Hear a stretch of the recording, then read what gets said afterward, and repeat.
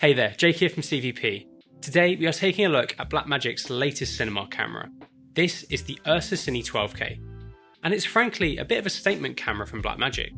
It's them showing that they want to be considered as an A camera for more cinematic and controlled productions. And this new Ursa Cine series does have some pretty revolutionary features, so let's dive into this intriguing new cinema camera.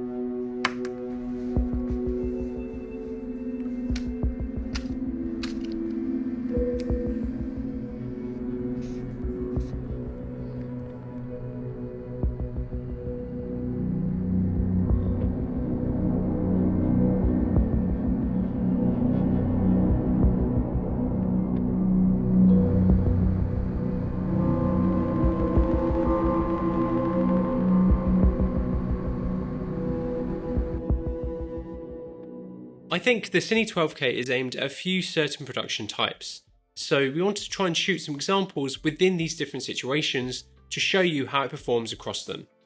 This includes feature films and episodic TV, advertising and commercial, green screen, visual effects, virtual production, and even wildlife.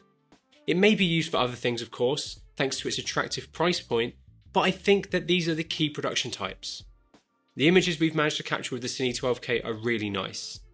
It's certainly a camera more designed for controlled shooting scenarios because of its weight and size, but in these workflows it's been great to use. During our more controlled shooting, the camera behaved really well, and everyone who helped out shooting noted how helpful having the AC side screen was.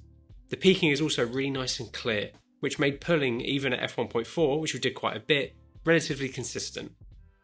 During this shoot we had the camera connected to our Mac Studio, so we could instantly check the rushes without needing to undock the media or affecting the camera at all.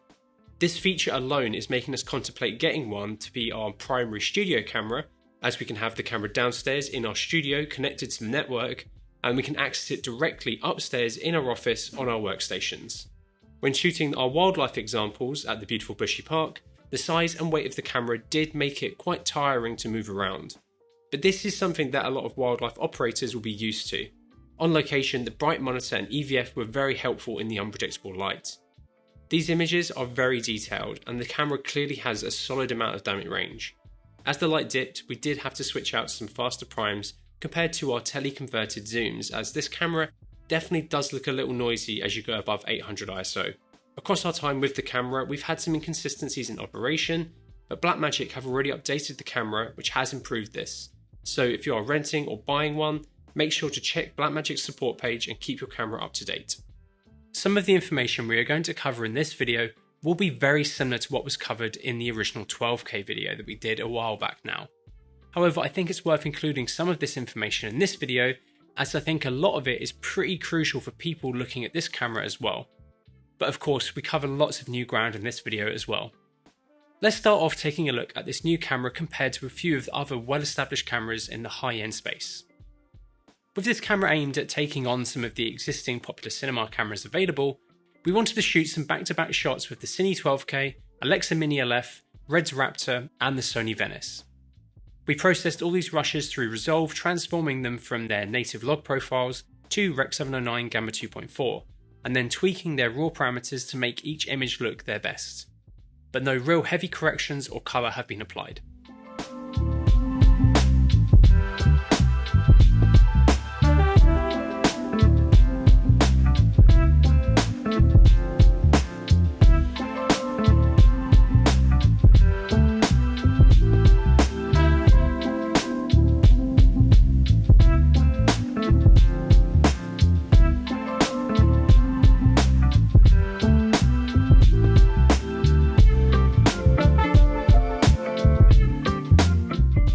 Let us know what you think is what in the comments below. and we'll put the results towards the end of the video, so stay tuned for that. The new sensor inside the Cine 12K has a resolution of 12,288 by 8,040 pixels, a physical size of 35.635 by 23.316mm, giving it a diagonal of 42.585mm. This is of course a step up from Blackmagic's previous 12K sensor, which was Super 35, but they both use the same new colour filter array. This is still a CMOS sensor, but it uses a new CFA or colour filter array that has the same amount of red, green and blue photosites, as well as additional white or clear photosites. This is different from the 1 red, 2 green and 1 blue of the Bayer pattern. So instead of the Bayer 2x2 grid, this new pattern uses a 6x6 grid, 6 green, 6 blue, 6 red and 18 white. With the sensor being so high resolution, it does mean it has quite a low pixel pitch of 2.9 microns. This is pretty small when you compare it to other cinema cameras. Even full-frame 8K cameras have much larger photosites, like the Raptor's 5 microns and the Burano's 4.1 microns. This small size does mean that dynamic range could be compromised. However, the addition of the white photosites should help counter this issue. This filter design paired with the 12K resolution means that the sensor is giving you a full RGB readout, which hasn't been the case with the CMOS and Bayer combination, but has been possible with CCD sensors previously, which use a prism to split light into red, green and blue, and then use 3 sensors to capture each filtered light. However, this can introduce its own issues such as optical distortion and overall higher power draw. I know a lot of people are going to question why you want to shoot 12K, especially when it's only been a few years that 4K has been the standard, and this has around 10 times the resolution of 4K in its 12K image. So why would anyone need to shoot 8K, let alone 12K? Well, there are a few reasons. With the Cine 12K, downsampling in camera and in post is possible and can result in sharper, cleaner imagery overall. Reframing and stabilising in post and still delivering a high resolution image is possible. You'll be able to remaster your footage when 8K viewing is more readily available. You can also pull 80 megapixel detailed stills from the raw footage, and VFX and green screen work can benefit from the extra information, as it will give you more accuracy and precision when manipulating the image. Later on this year, we are really hoping to get Blackmagic's 17K Ursa Cine, which they announced at the same time as the Cine 12K at NAB earlier this year. This camera will use the same body and accessories as the Cine 12K, but with a larger sensor. The 17K sensor is essentially a larger version of the 12K. It is 50.808 by 23.316mm tall, giving it a 55.9mm diagonal, and it has a resolution of 17,520 by 8,040 pixels. It's massive, and hopefully will result in some really impressive imagery. This 17K camera will be a massive step for the filmmaking industry, as it's going to allow a whole new level of production access to 65mm looking imagery. At IBC in September, Blackmagic announced pricing for it as well, which for the body only is going to be just under £28,000. That may sound pretty steep, but you've got to think that really the only other cameras like this currently are the Alexa 65 and Arri's new Alexa 265, but they aren't readily available to buy, just rental. And of course you have Fujifilm's upcoming Eterna, but there is no price for that yet. So when you put it in that context, I think the price could be justified if it can produce the image we hope it can. What do you think of the price, and what do you want us to shoot with it when we get our hands on it? Let us know in the comments below. One of the most beneficial things about Blackmagic's symmetrical sensor design is the in-camera scaling. Instead of having to crop in to shoot at lower resolutions, the sensor can scale down to lower resolutions in camera while still using the full sensor with no pixel binning because of its symmetrical design and the use of BRAW. With this scaling, it also changes the data rate, which means if you don't want to shoot 12K because of these larger data rates, you can just lower your resolution and still get great detailed images and save on storage overall. Doing this scaling in camera will give you some of the benefits of downsampling, but results will be better recording in 12K and downsampling in post. On 4K timelines, this is definitely less noticeable, but when viewing the 12K footage on an 8K timeline, you can see a clear difference in detail between the in-camera downsample footage and the full 12K image. The Cine 12K features an OLPF specifically designed for it. An OLPF, also known as an anti-aliasing filter, is used on a lot of high-end cinema cameras to counter moire. The Ursa Cine Pro 12K originally had no OLPF, but an OLPF version was later released for it to improve some of the moire that was present with the original camera. This was a big upgrade to the 12K and actually made Netflix approve that camera, so it's great that this camera has it as standard. We've managed to capture plenty of rushes that look very detailed with this camera, but we wanted to see how it compared to some of the other higher resolution cameras on the market to see how they perform against each other. So we grabbed both a Red V Raptor and BRAW and shot some controlled tests using our Image Engineering LE7 Systems 8K resolution chart. Here's our methodology for these tests. Let's take a look at the results. With the 12K, we recorded every single mix of resolution and compression type and ratio in the 16:9 sensor mode. Looking at the 3 different resolution modes back to back using the same compression of 3:1, we can see a clear difference in detail as we lower the resolution. It's great that you have the option to use the full sensor and still shoot lower resolutions in camera, though it does of course come at a cost of some detail, and downsampling in post will give you better results. Looking across the different camera results, we really need to pixel peep to see how the cameras handle the different line pair squares on our chart. I would say that the BRAW actually resolves the best here, with the least amount of compression artifacting and nice clear separation on the 800 line pair chart. The 12K resolves well here as well, but you can see that it's not quite as clear in its line separation. The Raptor looks like it resolves better, but you have clear pink aliasing, which the other 2 cameras do not have. We also wanted to see how the 12K handles across the different compression and resolution options while filming some high detailed scenes outside.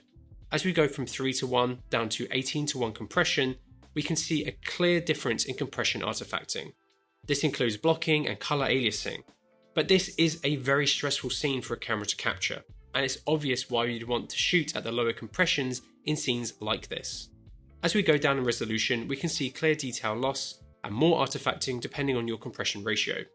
The Cine 12K has Blackmagic's latest 5th generation colour science, and according to Blackmagic, Resolve's colour science has influenced the sensor in this camera quite a bit. The Generation 5 colour science is a big improvement over previous generations, and the Cine 12K again looks to be an improvement over previous Blackmagic cameras. So to see how it actually performed, we ran the camera through some differently lit scenes to see how we could stretch it. How you decode and handle the footage in Resolve makes a big difference with this camera. From our testing, the best raw decode settings are the DaVinci Wide Gamut Color Space and Blackmagic Design Film Gamma, which we then transform into Rec 709 Gamma 2.4 using these options.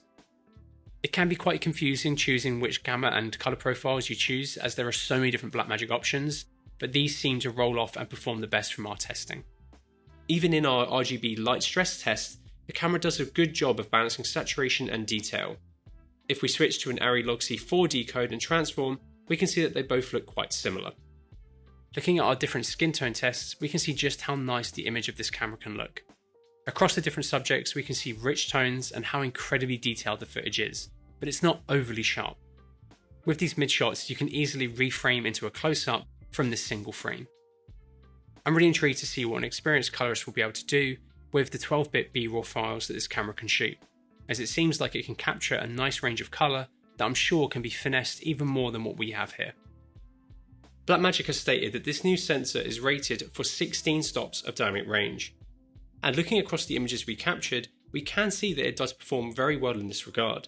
CineD have published their lab test for the Cine 12K, and the results are impressive, with a range of 13 stops with a signal to noise ratio of 2 and 14.5 at a ratio of 1. This is really impressive for such a high resolution sensor, so if you want to check out the full write-up yourself, I've put a link to the lab test in the description below. For our Latitude test, we grabbed the Cine 12K, Alexa Mini LF, Raptor VV and BRAW to see how they all compare. We think these are the core cameras that the Cine 12K is going to be compared to, because of their resolutions and use cases, but let us know if you want us to compare the Cine 12K to anything else in the comments below. For these tests, we used our Nissi 40mm Athena Prime across each camera using their included PL mounts and then Nissi's RF to PL adapter on the Raptor. Here's a quick breakdown of our methodology for these tests. Right, let's take a look at the results. Looking at overexposure first, we can see that the Cine 12K performs really well up to 4 2/3 stops, with no real clipping even with highlight recovery off. When we hit 5 stops, we can start to see my skin and the chart starting to clip, but enabling highlight recovery fixes this. From here we can see highlight recovery trying to save my skin and the chart from clipping, but the reconstructed detail is a bit digital looking. The BRAW's white clip starts clipping at around 4 1/3 stops over, and then my skin goes around 5 stops, where I do think it looks a bit more clipped than the Cine 12K without highlight recovery. However, at +6, I think the Brano's image looks a touch better. Looking at the Raptor, we can see at 4 stops my skin starts to clip, and I become very clipped by 6. However, it holds the white chip well until around 5 1/3 stops over. Lastly, and frankly most unsurprisingly, the Mini LF performs the best here, with excellent performance all the way up to 5 2/3 stops over, where the chart begins to clip, but my skin is still holding on. At 6, my skin does clip, but it looks so much better than the other 3 cameras. So overall, the 12K is not as good as the Mini LF, comparable to Brano, and a bit better than the Raptor. However, that's only half the story. We also need to consider underexposure.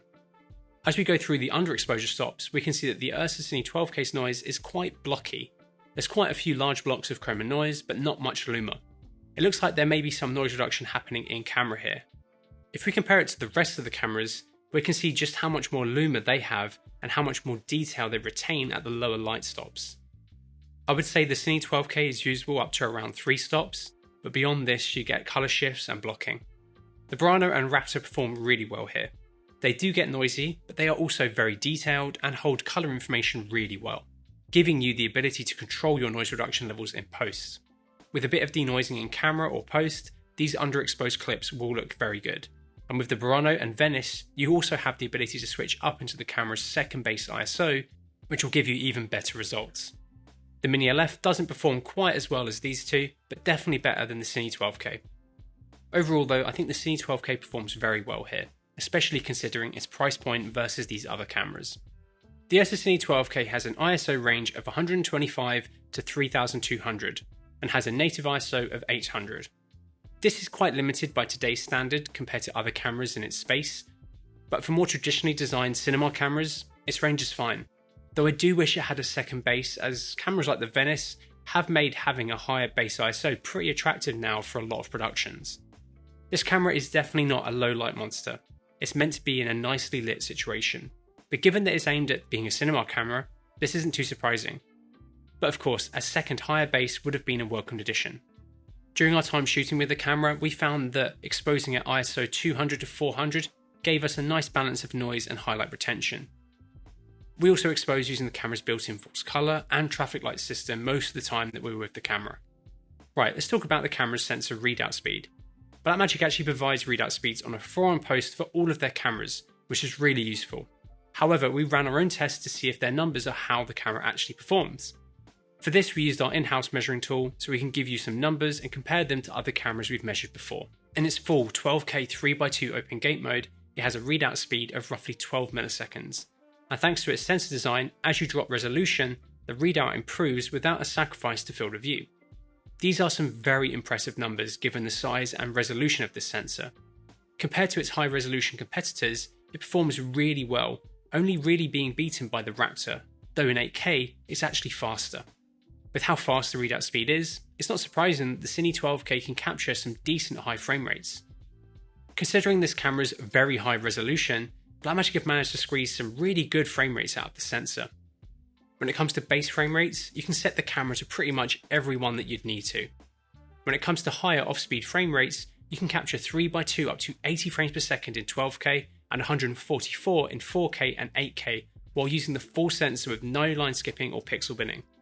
You can then crop into the 17:9 or 2.4:1 if you want to pull more, with the max being 224 in 8K or 4K 2.4:1. These are some very impressive frame rates given the resolution it is capturing. I thought Red's 8K 120 was impressive, and this is equally so. Though one thing to bear in mind is that you will seriously burn through cards quick when using the higher resolutions and lower compression formats at these kind of frame rates. The Ursa Cine 12K can only record in Blackmagic RAW, no ProRes, but the camera will automatically shoot 1080p H.264 8-bit 420 proxies while shooting B-RAW. Blackmagic's own compressed RAW format is a crucial piece of the acquisition to delivery workflow that they have designed.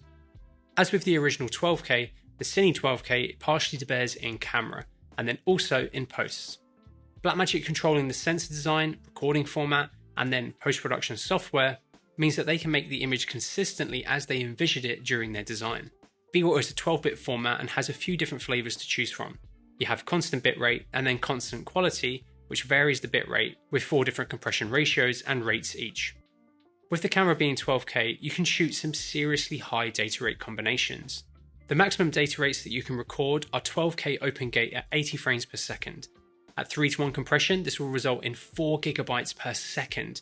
And when recording in Q0, which is the highest data rate constant quality option, the camera will vary between 995 megabytes per second and 4.8 gigabytes per second. This is an absurd amount of data to be dealing with. At 4 gigabytes per second, you would fill an 8TB module in just 33.5 minutes. Obviously, it is going to be quite rare for people to be shooting in this combination. And the data rates, while still pretty large, do get more manageable when you go down the frame rates, resolutions, and compression ratios. Luckily, Blackmagic have a really nice data rate calculator on their site, which will be very useful to decide on what combination is best for you and what kind of storage you need to prepare for post. With the data rates being potentially so high, stable, fast recording media is a must. Unfortunately, the Ursa Cine 12K comes with a very fast 8TB media module as standard, which is pretty amazing considering the price of the Cine 12K package. This module looks like it's essentially two 4TB NVMe SSDs inside a solid housing, with what looks like a PCIe interface on the back, which is how it connects to the camera. Blackmagic will also be offering a 16TB version of this module at some point, though currently only the 8TB version is available. They'll also be offering a CF Express Type B media module, which will provide 2 Type B slots for people wanting to shoot on that media versus the media modules. One thing to think about though if you do go down this route is that the media modules are certified to work with every combination of resolution, frame rate and compression, whereas Type B speeds and performance can vary card to card and brand to brand. So what you can record with a given CF Express card is something worth testing and checking. Even the fastest CF Express Type B cards I could find won't handle the max data rates of this camera, but they will be able to handle plenty of the lower data rate combinations, so just make sure to do your research and checks, or if you want a more hassle-free experience, just use the included module. The 8TB module bought separately is going to be around £1,300 plus VAT, which for something that performs like this from the camera manufacturer themselves isn't too bad, and will be the more reliable and better peace of mind option to shoot with. Blackmagic have made a media dock which reads these media modules, and it is based on their existing cloud dock, which means it behaves very similarly and can do a range of awesome things. It's a rack mountable solution that will live perfectly on a DIT cart. It can take up to 3 of the media modules simultaneously, has 4 10G Ethernet ports, a HDMI out to view the Blackmagic Cloud Store status screen, dual redundant power inputs, and a USB-C for firmware updates. The 10GB Ethernet ports could be used to either offload modules onto another source connected to the computer or network, as well as connect the dock to the internet for remote access and viewing. One thing that is frustrating out of the box though is that there is no reader for this module. So currently you have to connect your camera to a computer to offload your rushes. You can connect it via 10G Ethernet or USB-C, but USB-C is slower than 10G Ethernet, so that's what I recommend using. With the clips getting quite large, this can result in some pretty lengthy offloads. To do this, you have to download the Blackmagic Camera Update app on your computer, connect your camera via USB-C, and enable file transfer and sharing before you connect via Ethernet or USB-C for transfers. When connecting to the camera via SMB, you can define the name in the menu, which will change what you need to type in to connect. If you connect via 10G Ethernet, the max data rate you can get when offloading is 1,250 megabytes per second. This means that dumping a full 8TB mag would take around 1 hour and 45 minutes to a drive that can handle that data rate. If we had a nice Thunderbolt 4 reader instead, we could potentially get 5,000 megabytes per second transfers, which would cut the transfer down to around 27 minutes. We found that the performance over USB was so much slower compared to the Ethernet. Offloading via 10G is a really nice feature, and once set up, it is pretty easy to do as well. I really think Blackmagic should have created a nice simple reader for these mags and included it in the box, as I think for a lot of productions the 3-bay dock may not be needed, though for some it will be a really elegant solution. While talking about media, I think it's worth mentioning some of the interesting features this camera has thanks to the excellent connectivity it offers and Blackmagic's cloud workflows. Thanks to the 10G Ethernet port, fast internal Wi-Fi and USB-C tethering, the Ursa Cine can do some new things that other cameras haven't before. Connecting your camera to an existing network will allow you to do a few different workflows. You can use the internal media of the Ursa Cine as network storage, which given the fast 10G connection will be good for DITs wanting to work off the storage directly, offload proxies, or even offload the full fat rushes via a network connection as well. You can access recorded clips and transfer while recording and operating the camera, and it doesn't affect the camera being used at all, which is pretty amazing. You can also have the camera automatically upload proxies directly into a Blackmagic Cloud project, which will then automatically update for anyone that has access to that cloud storage. All of these workflows could be good options depending on what you need, and I think it's going to be pretty interesting for productions to explore. Let us know if this is interesting to you and if it's something you want us to explore more in the comments below. Given the productions the 12K is aimed at, it's not too surprising to see decent anamorphic support.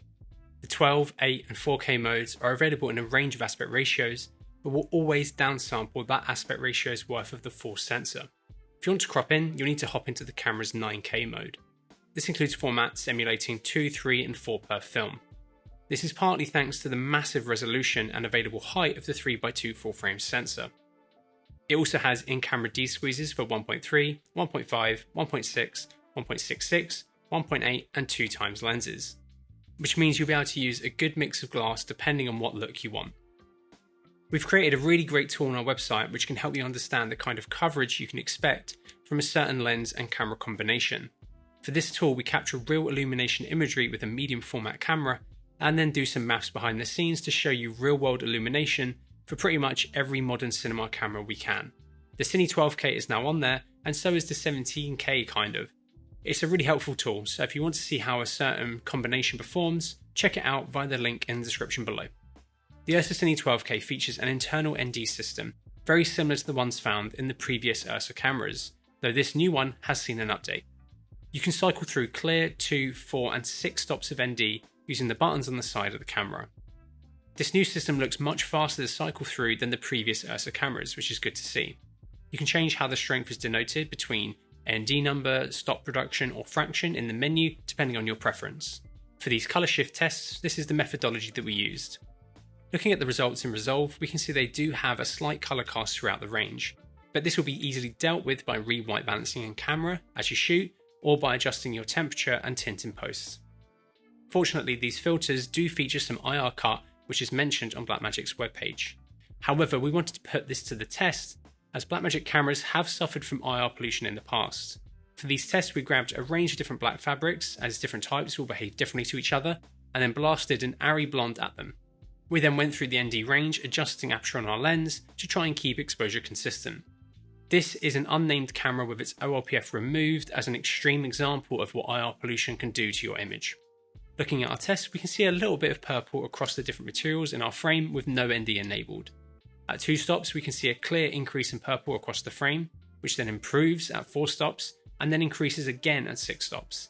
This is easily controllable by adding an IR cut filter or just lighting it with it in mind. Looking at how it performs outside in bright sunlight, we can see that it performs very similarly to our studio testing. The Cine 12K comes with both a standard PL mount and a locking EF mount out of the box, with an optional LPL mount coming in the future. This is a good range, and given the market it's aimed at, these will be the key ones used with this camera.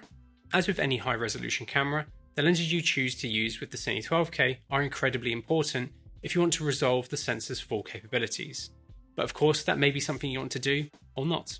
When we look at what lenses can resolve, we use line pairs per millimeter, which is what you are reading when looking at an MTF chart. So we did some maths to figure out the line pairs per millimeter required to not be bottlenecking the performance of the sensor. And this works out to be theoretically around 172. To put that into perspective, our Crozzle projector's reticle only goes up to 200 line pairs per millimeter, which most modern optics will be able to manage in the center of their image circle. This is much more reasonable than the 227 line pairs per millimeter the original 12K needed theoretically. So if you want to get the most resolving power out of this new full frame 12K sensor as possible, and the upcoming 17K sensor, which has the same theoretical requirement, you'll need to make sure you're using lenses that can resolve at least this, which to be fair in the center is quite a few. If you want corner to corner performance, I'd be looking at using lenses like our trusty Zeiss Otis or Supremes, the Lights Primes, Cooke's S8s, Ari's Signature Primes and Enzo Primes, or Fujinon's Premister series of zooms. We want to show you how the camera handles different quality lenses, so we grabbed a range of primes and shot them all back to back. Let us know what differences you can see between them in the comments below.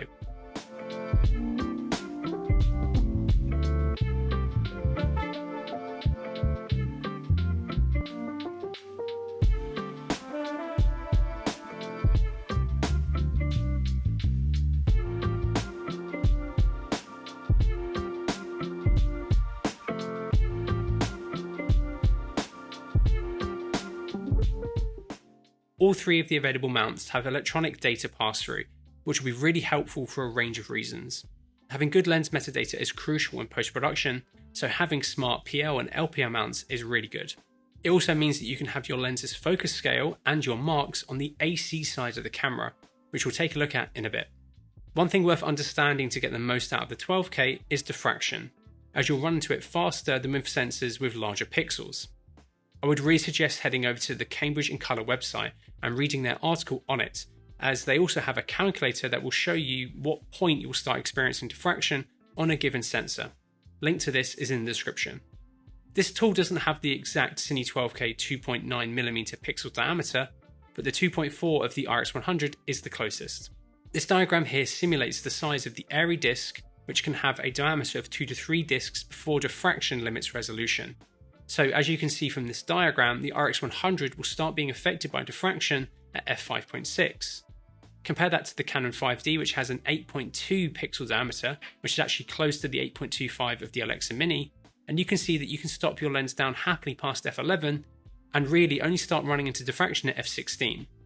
That is a big difference, and it's worth knowing and understanding when trying to get the absolute most image fidelity with higher resolution cameras.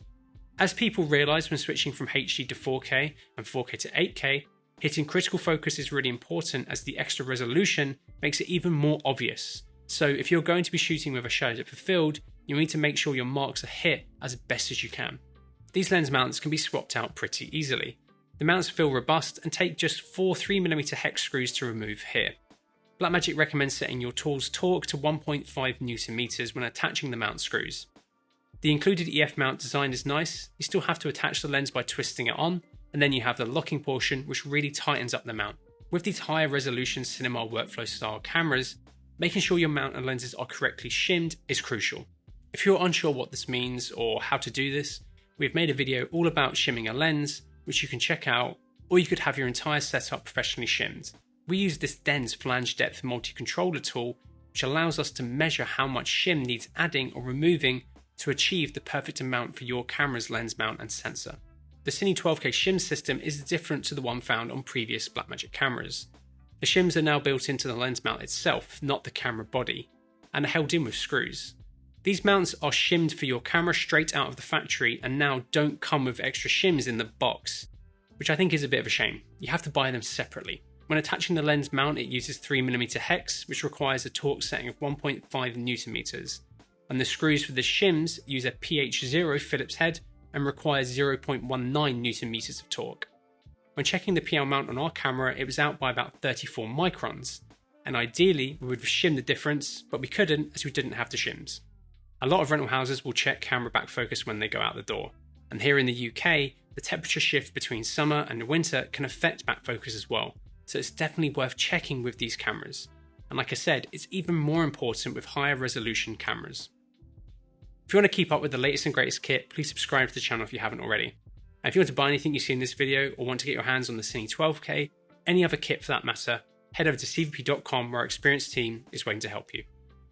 The Cine 12K, like previous Ursa cameras, has 2 full-size XLR ports on the top of the camera, which can be switched between mic, line and AES audio, and can provide phantom power. The camera also has a headphone out on the back of the body for monitoring.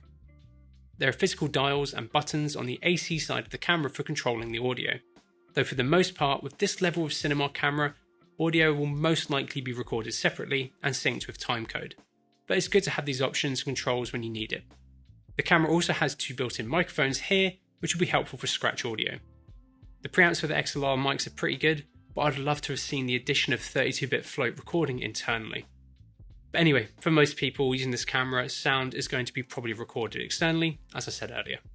The Cine 12K runs the same operating system as a bunch of Blackmagic's previous cameras. It's a very simple operating system to use, but may feel a little bit limited technically versus something like the Venice and Alexa cameras. Though it being simple may not necessarily be a bad thing on set. It takes about 7 to 8 seconds to turn on, which isn't too bad for this type of camera. It's snappy to operate and everything is laid out decently well, but there is a good amount of pages now on some of these tabs, and I do wish there was some way to control the menu's camera system that wasn't touch, as sometimes you will want some tactile controls for it, and the only way this is currently possible is through the EVF. The camera also has a preset system where you can save and store up to 12 unique setups. This saves the entire collection of settings, which can then be stored and recalled in the camera or exported out and into another camera if you need to. This could be helpful for several reasons, such as going between different lens formats, audio setups, and even lighting changes. For rental companies too, this will be very helpful for resetting cameras back to their chosen presets whenever they arrive back from a job.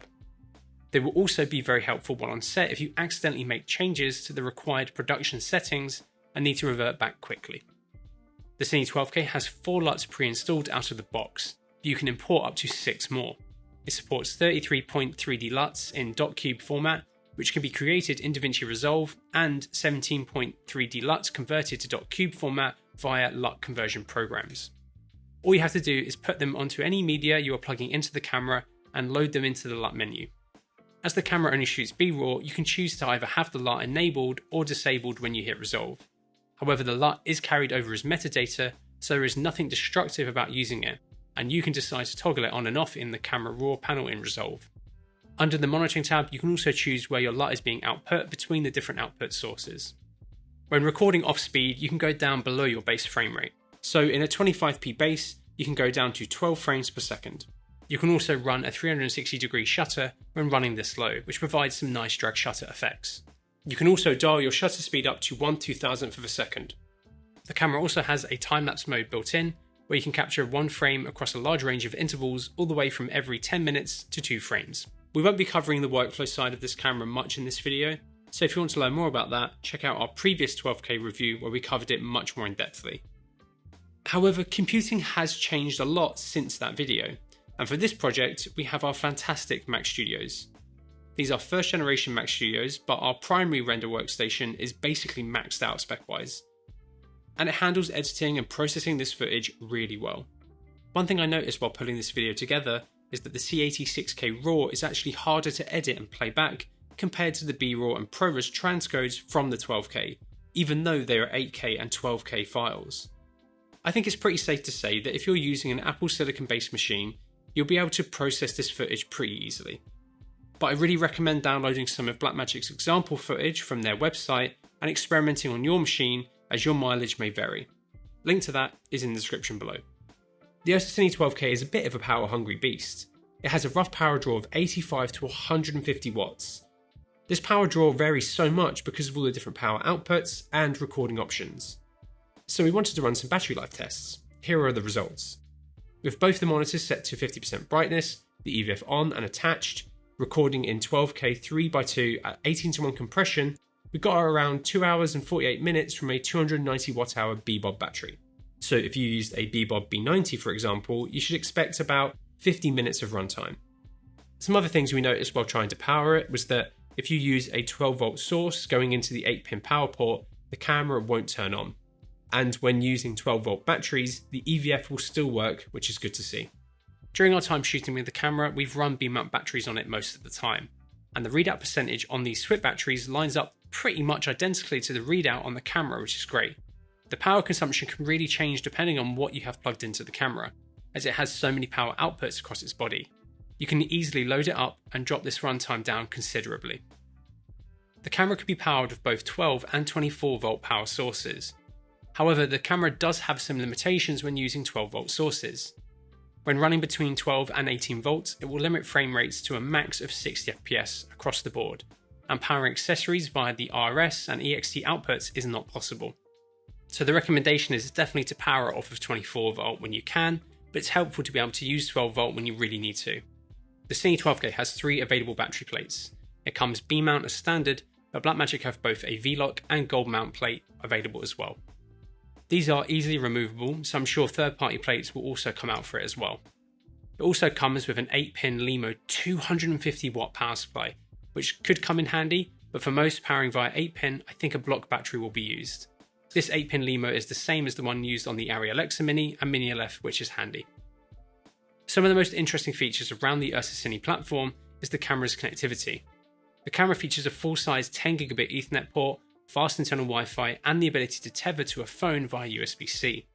This means it can slide into a range of different productions and workflows pretty nicely. It having a 10 gigabit port is pretty awesome, and not something we've really seen on a cinema camera like this before. It also has Bluetooth, which can be used with apps designed for Blackmagic cameras that allow you to control the camera remotely, which could be very helpful if the camera is mounted in a hard to reach place.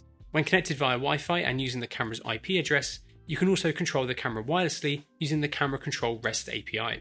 With these great connection options, it's unsurprising that the Ursa Cine has its own built-in streaming engine that enables the camera to stream directly to platforms such as YouTube, Facebook Live and Twitch, using a few different standards. You can also connect the Ursa Cine to a monitor or television on the same local network or via the internet anywhere in the world using an optional ATEM streaming bridge. This can be done by using Wi-Fi or Ethernet from the Ursa Cine to your local network router, or using USB to access the cellular data link on your phone. You can control a bunch of streaming parameters in the menu on the camera, and it even has a low latency mode which could be helpful. This is very similar to the existing suite of Blackmagic cameras, which are also used a lot in live productions, so having a high-end Cine camera that has the ability to slide into those workflows is awesome. The Cine 12K's design draws inspiration from Ursa cameras that come before it, but it's definitely Blackmagic's most well-built Ursa camera to date. It really does feel like an absolute workhorse cinema camera. Interestingly, it's not made from the same aluminium as the Pixis, but instead, the Cine 12K has a magnesium alloy chassis and lightweight polycarbonate composite shell. It weighs just under 4 kg body only, and rigged up with the EVF and the included baseplate, it shoots up to around 6.2 kg. This means that with a decent sized battery, a nice lens, and a focusing system, this will get heavy very quickly. Let's take a walk around the camera, starting at the front. First off, you have the lens mount, which we've already spoken about. Around that, you have the built-in stereo microphone, and then an array of I/O. This includes the locking USB-C for the viewfinder or monitor, a 7-pin LEMO EXT port for camera control, run stop and serial connection, and a 3-pin Fisher for run stop and power. Both of these output 24 volt at up to 2 amps, which is shared between them, but as mentioned earlier, these won't work when using 12 volt power sources. They can both be used to connect lens motors to the camera for run stop, so it's great to have these available here. The 3-pin RS will also work with the Ursa Cine grips, which aren't available just yet, but should be a nice accessory for these cameras. Moving on to the top, we can see that we have an array of mounting points for the included top handle or for optional rigging. You then have the 2 XLR ports and then the antenna connection points under the included dust covers. The camera comes with antennas out of the box, but these are standard RP-SMA connector antennas, so if you need to replace them, you can very easily do so. There are also 2 USB-C ports here as well. Both of these can be used for Blackmagic's USB focus and zoom demands, but the one closer to the back of the camera is used to connect to a computer. This could be for updating the camera or offloading footage, or for connecting to a phone via an adapter to use cellular data for streaming or uploading your proxies to Blackmagic Cloud. It has an array of mounting points along the top rail here, and the grille for the camera's exhaust. This grille leaves the internals completely exposed, so it's definitely worth grabbing a rain cover for when you're in unpredictable environments or scenes. The camera does kick out quite a bit of heat when you're working with it, but that's not too surprising given what's happening inside. Moving on to the bottom, we can see the very large fan here, which is needed to help keep the camera cool, and pulls in cool air from below. This camera can get pretty toasty, so making sure it gets as much fresh air as possible is crucial, so it's important to make sure you don't block this too much with rigging. On the bottom there's another array of mounting threads. With the included base plate, it has some nice cutouts which allow for air to be pulled in, so if you put another plate on it, it's worth making sure it leaves some space like this for pulling in air. The left side or operator side has a lot going on. Starting at the top, you have plus and minus buttons for controlling the ND, which nicely turn orange when you have an ND toggled. Then a solid physical power switch, which is going to be hard to accidentally knock. This LED next to it will actually flash when the battery is running low. Next is the main array of controls.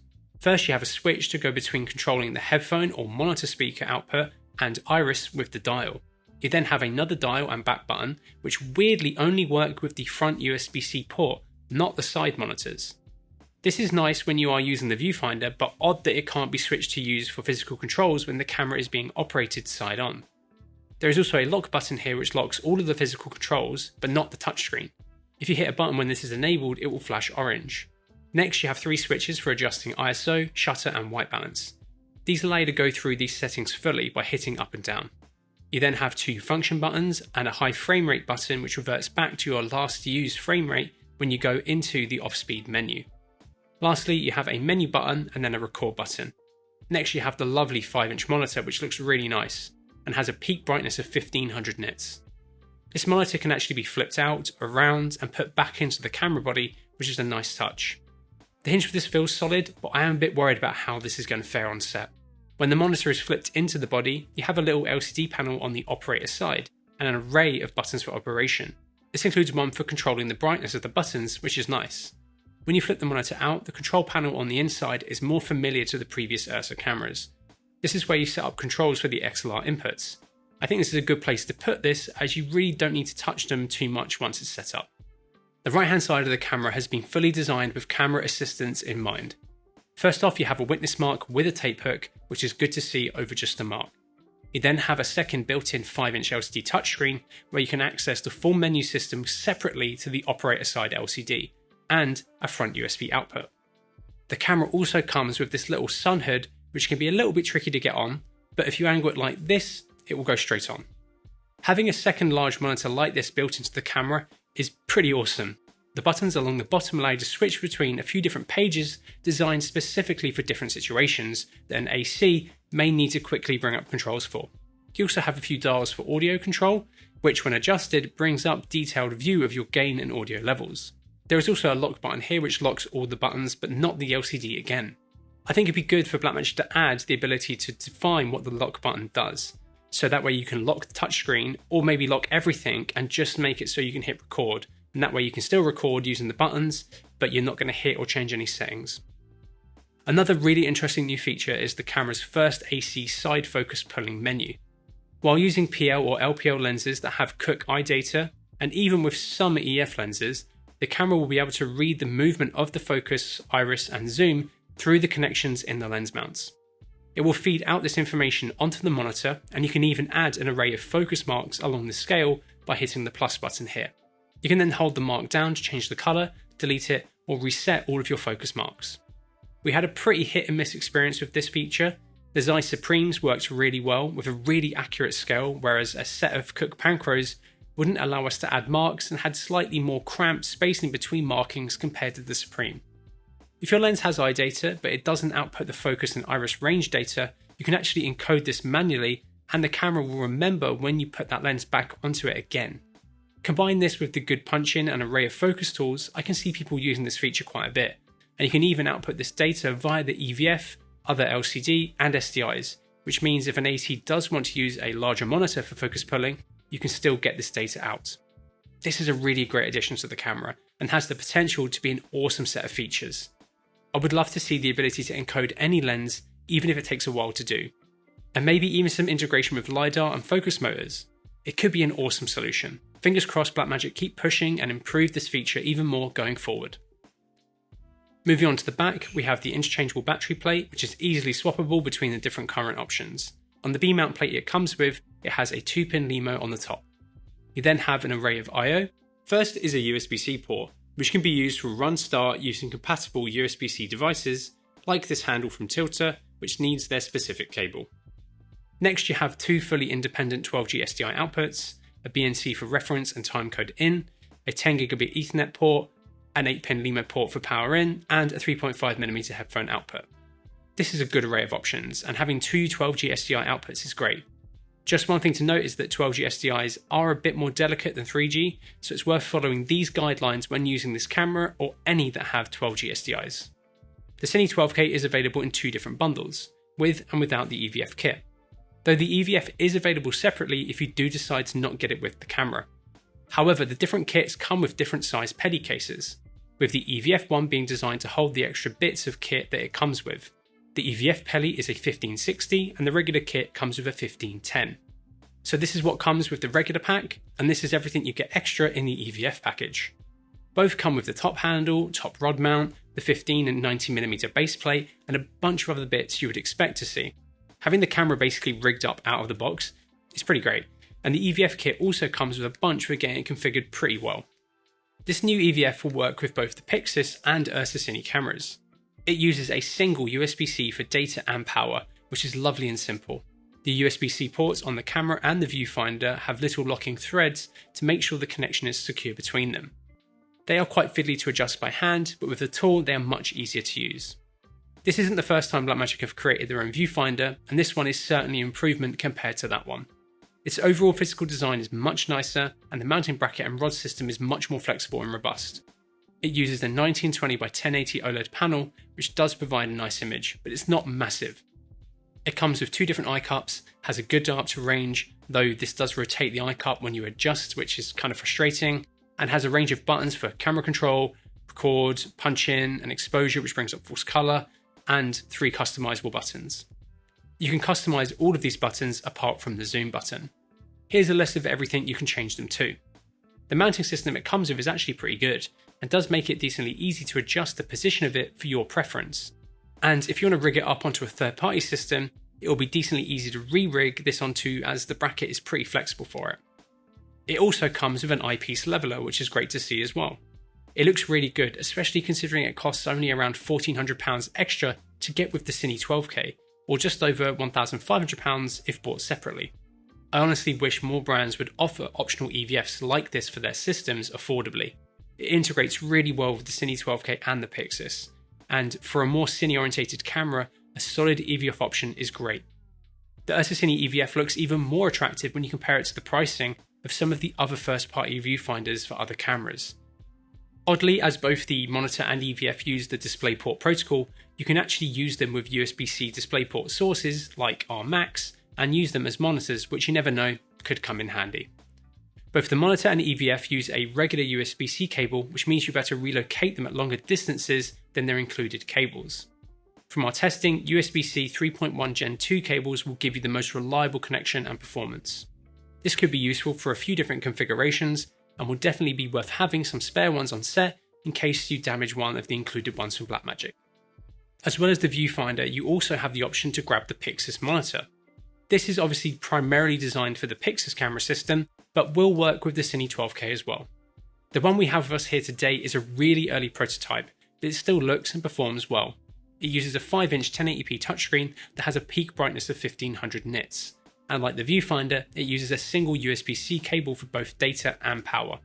It has 3 custom function buttons on the back, and you can fully control the camera via the monitor as well. It can be purchased as the monitor only, with a top mounting system, and with an EVF position kit.